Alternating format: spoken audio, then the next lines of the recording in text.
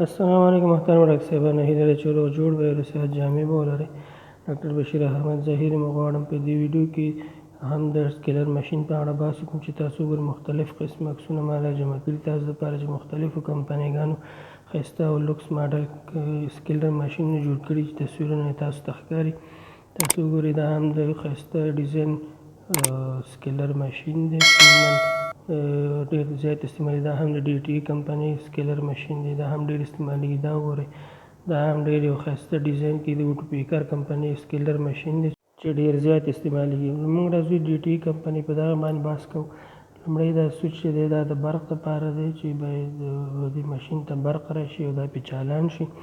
او دویم برخه دا سوچ چې دی دا د فوټ پاور دی چې کله تاسو ته فشار ورکوي او سکیلر ماشین دې سر لړزه کې راځي او خپله وظیفه سرته رسوي. د دې په څنګ کې دا بل پیپ چې تاسو ته ښکاري دا د اوبو دی یا H2O پې لیکلي دي، دا د اوبو دپاره دی. که به د اوبو پیپ نصب کوئ او بیا به استعمال کوئ. دی فوټ پاور دی چې فشار ورکوي. دی د برق سپلای ده چې برق ورته راځي او دا پې چالانېږي یا هم روښانه کېږي.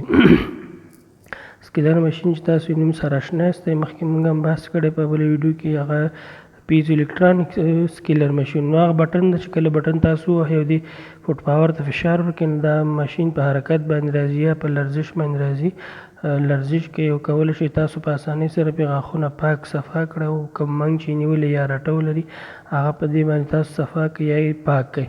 دغې په دې شکل سره د غاښ څخه کوم منګ موجود وي پکې یا هم ټاټار کومه رټه وي د سګرټ لوګی یا هم د تقوی د شربتونو له امله کومه رټه په غاښ پاتې شوې کولی شئ په دې سکیلر ماشین تاسو پاک کړئ او صفا یې کړئ.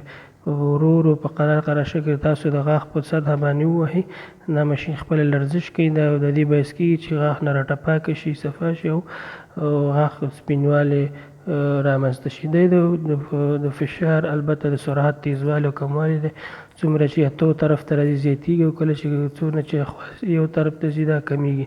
دا د ورسره نوکي دي یا هم د دې خپل ټپس دي چې ستاسو کومه نوکه یا کوم ټپس په کار کولی شئ هغه راولئ او په دې شکل سره دې کې استعمال کوئ. په دې کلي باندې دې باندې هیله کېږي او بېرته بندېږي. دا په دې شکل سره دا به هیله کوي. بله نوکه به راوالی، هغه نوکه به ورسره کېږدئ، بیا به بېرته یې په دې کې په دې شکل سره څه کوئ ټایټه کوئ. چې نو هر رقم نوکه ستاسو په کار وه یا یوه نوکه هم استعمال کړه مریض ته، بل مریض راغی هغه نوکه لرې کړئ، بله نوې نوکه راوالی یا بل نوی ټپس راوالی او استعمال کړئ. تر بلې ویډیو السلام علیکم ورحمة الله.